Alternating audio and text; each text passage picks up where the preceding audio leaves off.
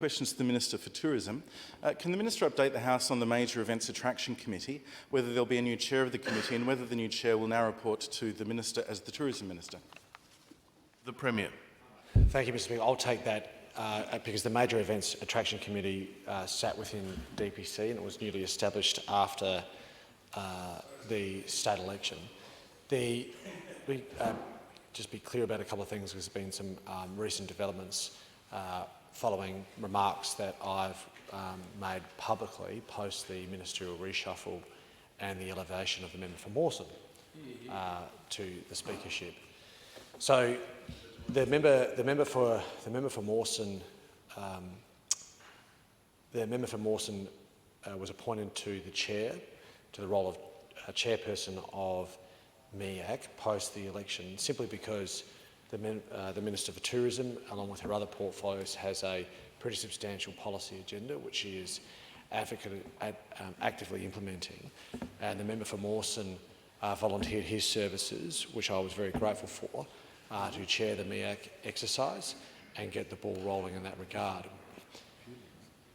One of the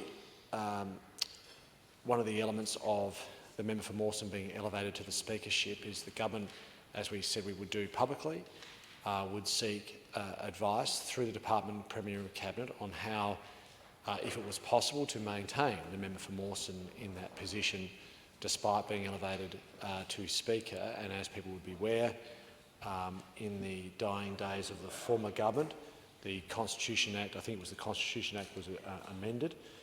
That necessitated the Speaker to be independent in nature. Remember that day? Which we remember that night.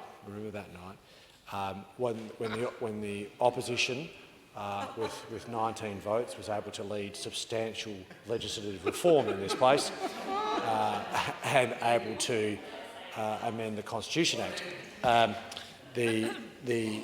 As a consequence of that, those changes, we now have as a Look at where you are.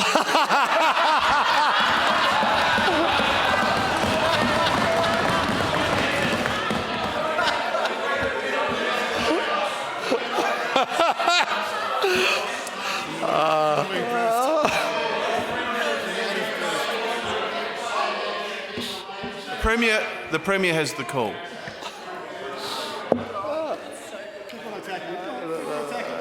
Attack all of them, like you've always done for 20 years. Attack them all. You're a genius. Attack them all. Watching you attack them. Come get me. That necessitated the member for Mawson having to resign the position as the chair of MEAC. And as a consequence of that, which is regrettable in many respects, I would say to those opposite, but nonetheless, that is the situation on the basis of the advice that we have received, and now we will pursue the way we will address the role of MEAC into the future, having received that advice.